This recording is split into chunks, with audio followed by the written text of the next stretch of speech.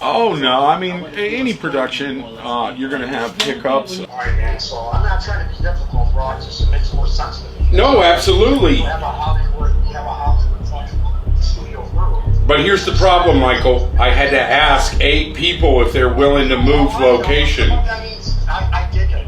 You know, difficulties with personalities. I'm in motion, bro. It's like me coming to the clubhouse while you're getting your bikes ready to go do a run, and I start telling you, hey guys, let's go play football out back. Come on. I got it. Okay, so bro, I'm gonna show you everything I know, but you gotta watch, bro. You gotta watch. So, but you did good. Clashes of creativity.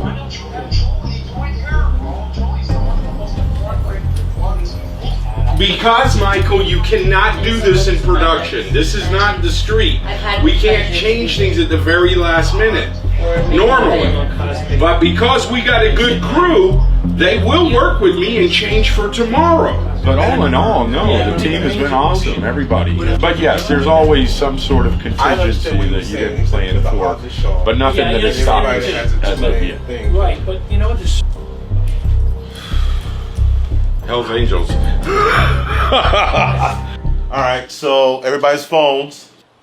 Audio is rolling. Can I get a mic check from you guys? Hello. Hello, hello, 1, 2, 1, 2. All right, here we go. Alright, and audio's still rolling. Quiet on set. Okay, camera 1 rolling. Camera 2, rolling. And action. Action. And action.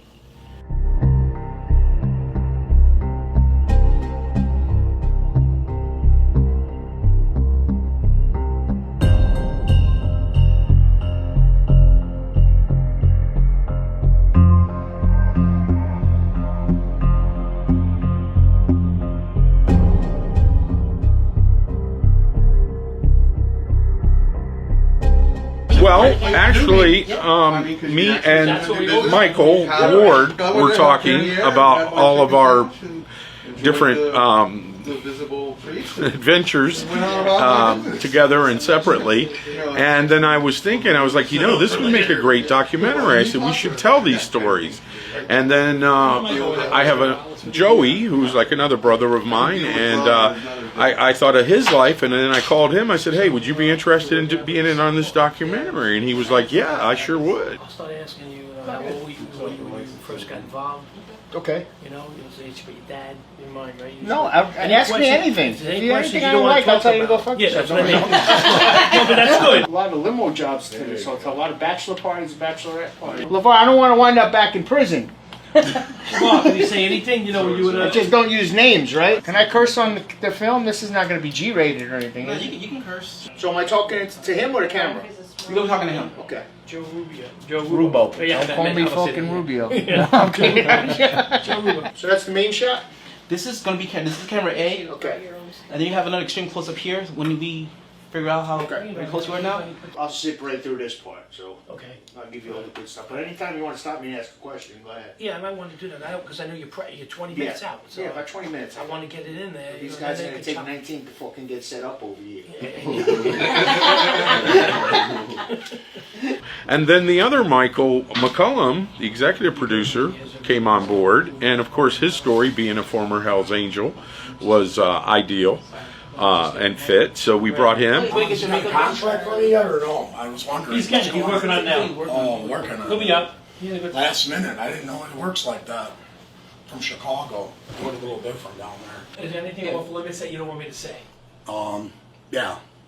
It has nothing to do with it. You're a New York guy. I know people who know you. And then Angela Bianca out of Chicago came with her story, and we said, well, look, we've got all male here.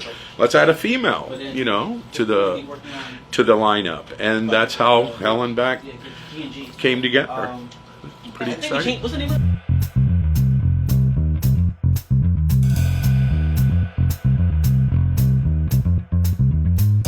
You still going? Okay. So, I'm talking about the rock bands, right? And Vanilla Fudge is playing the gig in Denver. The gig sold out. Vanilla Fudge and the group Spirit. And our agent was also an agent of this brand new Jimmy Page band called Led Zeppelin. But they didn't have their first album out yet.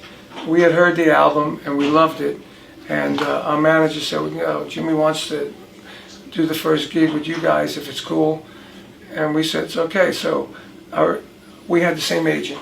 The agent calls up the promoter, Barry Fay in Denver, who's the big promoter there. And Barry said, I don't need Led Zeppelin, it's already sold out. You know, nobody knows who they are. You know, I don't need them. So the agent said, come on, it's only $1,500. And he said, I don't need them. You know, we're sold out. So the agent says, I tell you what, you pay $750 and Vanilla Fudge will pay $750. And how about that? He said, okay.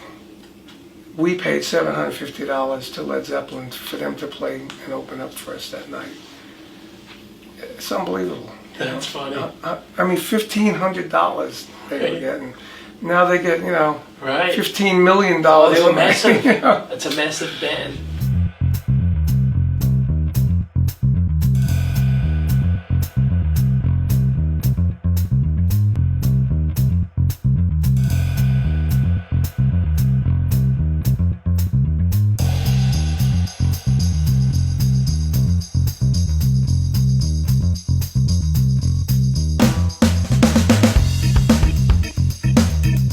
Stories, I'm used to telling those stories because it's been the story of my life. And I did my autobiography a few years ago and Stick It, My Life is Sex, Drums, and Rock and Roll, and I did a lot of press.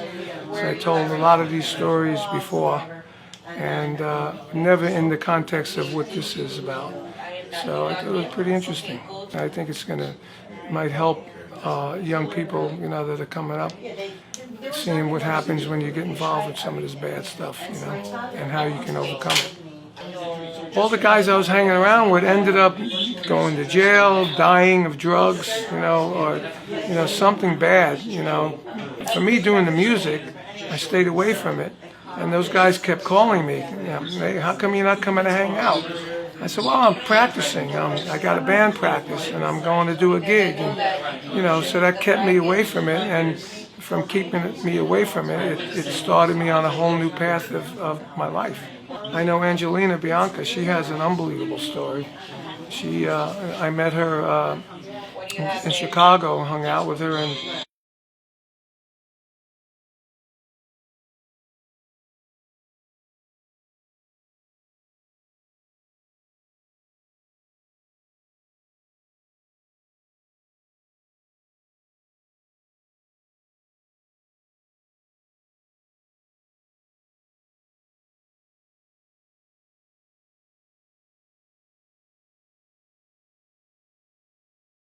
I read her book, and I hope to get the book deal that she's got.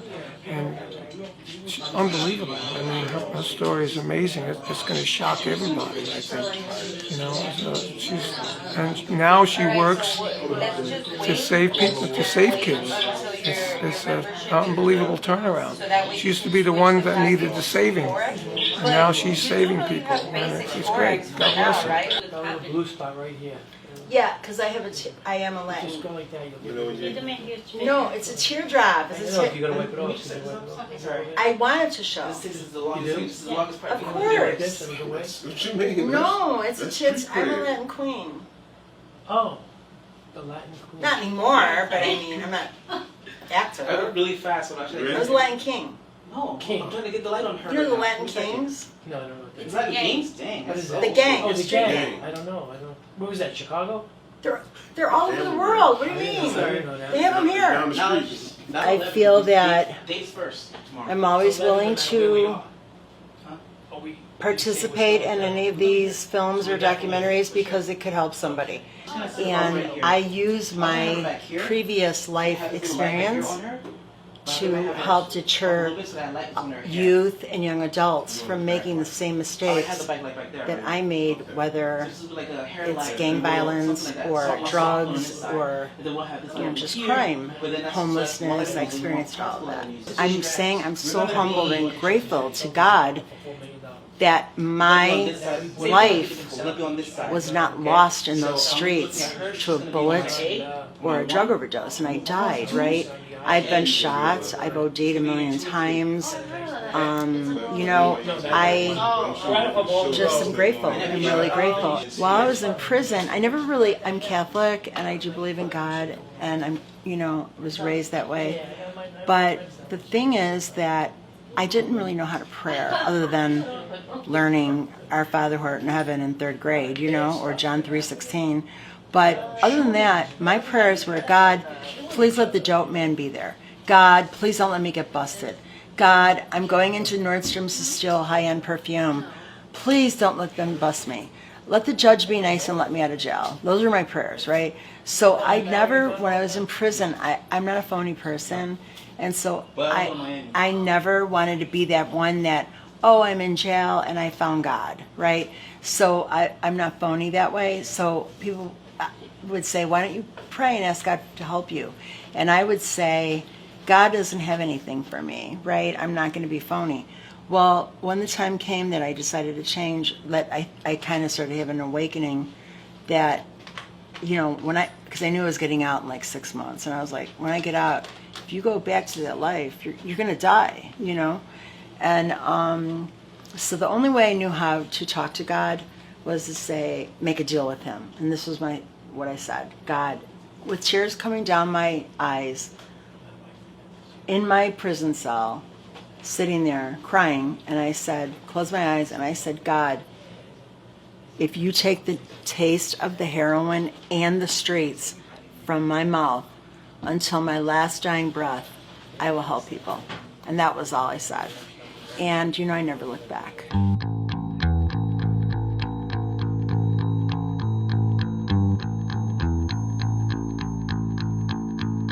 All right, so we're on the set of Hell and Back today with none other than the legend himself, Ciro DiPaggio from the Mob King.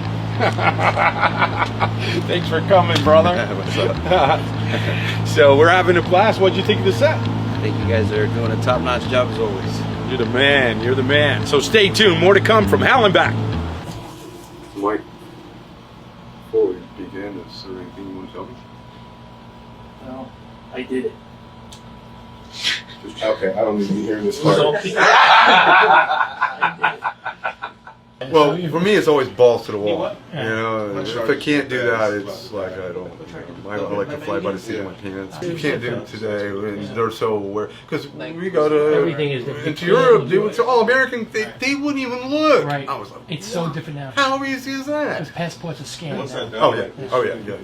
Oh, I had multiple. I'd buy passports. You know, right. Because there's no scan. There was no scan back then, so I'd had multiple. You know, I could talk like that with an English accent. You know, I mean, and have an English passport or whatever. Yeah. And jacket, book bag, or you eat them, or wear a vest with it. There's many ways to pack it. Depends on how much you want to pay. The easiest, the cheapest way is to pack them and people eat them. Yeah, that's also most dangerous too. Yeah, actually it is. And then I had 2 passports. So I went, there was a bathroom right where I was sitting. I went in and destroyed the one passport with 2 Colombian stamps. And I had a brand new one. You know, I had no Colombian stamps. And I went partners with this guy. He was supposed to pay for the tickets, and I paid for everything else, and paid it, and I was going to carry it. And I felt the cabs come. I felt I was going to throw up. And I'm next in line. I felt it come up my mouth, and just I looked all. I said Daniel, and I ran to the bathroom, and I just unloaded. Usually after 10 hours, after 4 hours, you should never throw them back up. But this has been 10 hours. I've been vomiting. I vomited about 12 of them up in the toilet. So just washing my face with toilet water. So I'm washing the toilet. I took my shirt off. I was sitting there, and people were coming in and out of the bathroom. I'm in the stall. So I'm sitting there. I'm putting my shirt back on. There was a knock at the door. And I'm like, yes. He goes, Policía Nacional. Oh, shit. Mike's back in love with me again now. Why? What happened? He said that, oh, you're in strip clubs and you're eating. I didn't want to disturb you. I go, bro, it's been 4 days. I've been waiting to hear what's going on. I've been in strip club for 4 days. Yeah. So this is kind of a problem, guys. I mean, I'm kind of not saying I'm the biggest story or something. But my story, people didn't make it out alive. I did. Okay. I went up against the Hells Angels of Chicago outfit. I'll go up against anybody down here in Florida. It's my story and only mine. I lived it and I'm going to tell it. And if somebody doesn't like my brutal honesty, everybody can get the fuck out of here, really. I got projects going on all over the place. I got people reaching out to me from everywhere.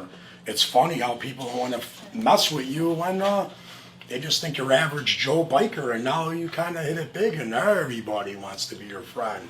Extras. There's no extras in real shit. Real is in TV, but that's cool. I want to bring my story back to Chicago and do, you know, a Goodfellas meets Sons of Anarchy movie. What is happiness to me? What describes happiness? Just to find true love, you know, not look for it and eventually ride off of my Harley in the sunset of southern Florida and have a great life. Gotta bring your own shit when you come here. I mean, the budget on this thing is out the window. I've been a PI for a private investigator over 35 years. I'm ex-military. I mean, I've seen every story. I grew up in Brooklyn, and I just thought the idea for the show was phenomenal. You know, he had all these different types of characters that he's dealt with, and Dave's story was amazing. And I said, yeah, I just really wanted to jump on it. Well, I've worked with the crew before, and I know what they came from. Awesome. There you go, there you go. LeVar, I always recommend him highly to anybody, you know. And Lindell, we have a really great crew. And you know, usually you just let these guys, they have such interesting stories, you just give them the open-ended question, they'll just keep going with it. I didn't have to, actually, I really didn't have to say anything, just one word, hello, and then there they go. Okay, so me and you we'll talk a little bit when you get here, you know, because I have some things I want to ask you beforehand, and then we'll go. Because, you know, I'm going to let you just go. You know, I want you. He wants you to babble. LeVar wants to get everything you can tell me. I mean, I got my own stories to tell if it ever comes down to it. Well, I was doing something. Were you getting robbed? No, I was a third man. I was undercover.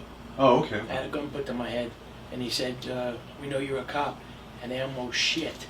And I was about to say, "They're cops." You know, this we is, need to do this kind of stuff. You know, Oh my God. Let's get this over. All right, so yeah, everyone keeps saying like I mean, if I had said like, oh, LeVar or Leo, I have this what? No, they say you're a dick. Oh my God. All right, but I'm not. I'm just focused. Focus. Let's call focus. Hi, LeVar Leo, director.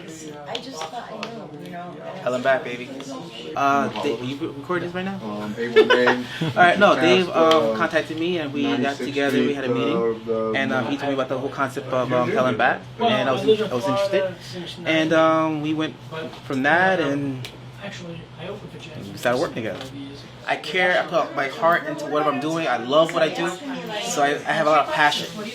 That's why maybe I come across strict. When you guys even whisper, like, because we're also doing scratch sound, we can hear we can hear that too. Yeah. holy cow. Yeah, we can hear that. That's why they say quiet on set, meaning quiet on set. Don't whisper. Quiet on set. How am I going to talk to you? I'm making joke. I know. Please, I make joke. You like messing with him too, like. But it's all about love. I want to make sure that I'm doing my job the best I can, make sure they're doing their job the best they can, and as a director, I want to guide them as best as possible. It's a great experience. I honestly am enjoying the ride. One thing is, he's saying the truth is he is very professional, and you kind of, I learned a lot. The stories were very interesting. I mean, again, nothing I've ever been involved in, but hearing it from them and telling their stories, it was, you know, it was like wow, there's some things that you never think of that will happen, or behind the scenes of what they went through. It's like, you know, it's like a movie, if you will. There was some moments where some of the talent.